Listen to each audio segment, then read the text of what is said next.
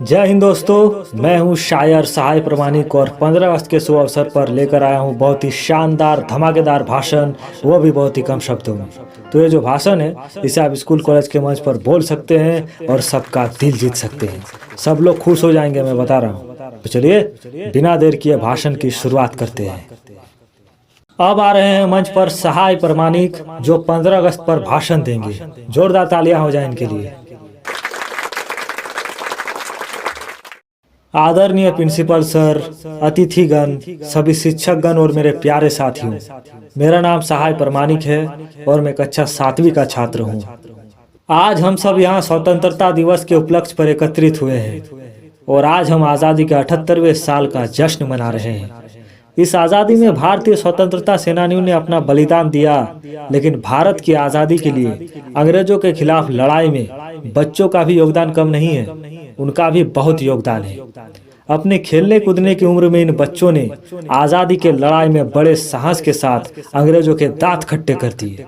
इन बच्चों के अंदर देश प्रेम कूट कूट के भरा था।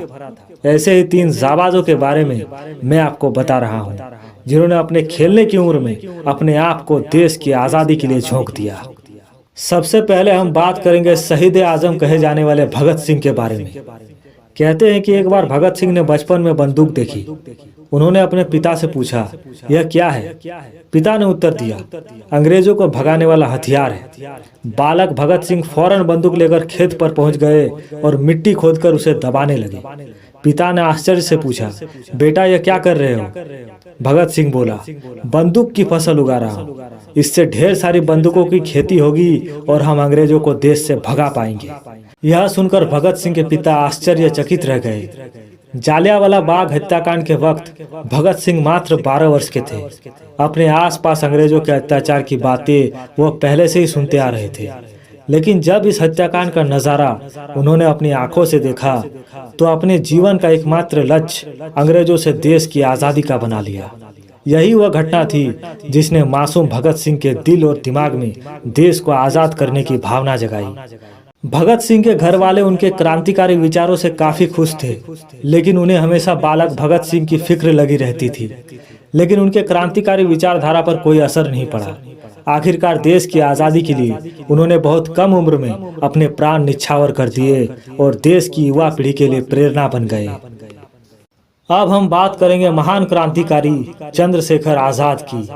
देश की आज़ादी के लिए अपने प्राणों का बलिदान करने वाले क्रांतिकारी चंद्रशेखर का नाम बड़े गर्व से लिया जाता है।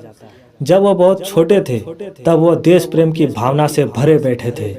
वो बचपन से ही बहुत साहसी व निडर थे। चंद्रशेखर आजाद बचपन में ही अपना घर छोड़कर बनारस आ गए। वर्ष 1921 में गांधी जी के असहयोग आंदोलन से जुड़े।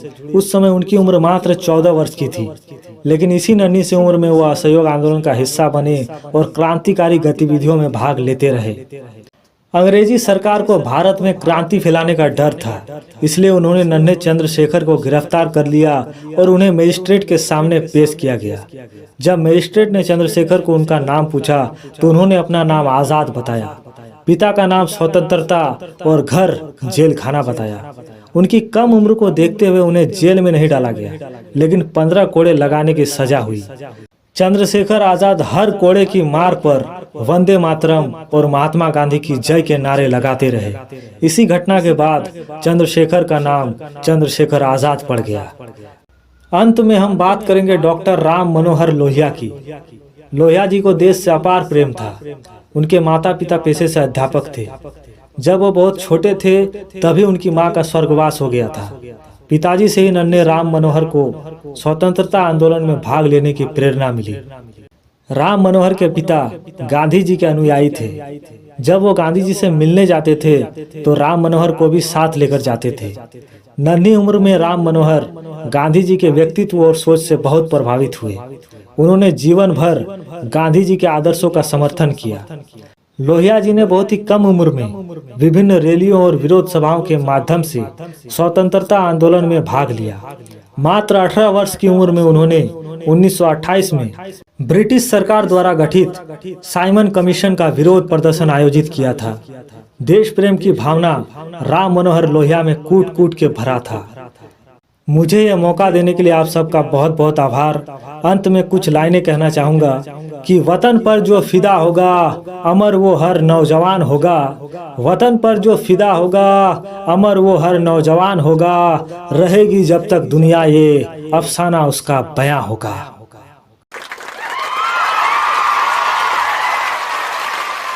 आप सबका बहुत बहुत धन्यवाद।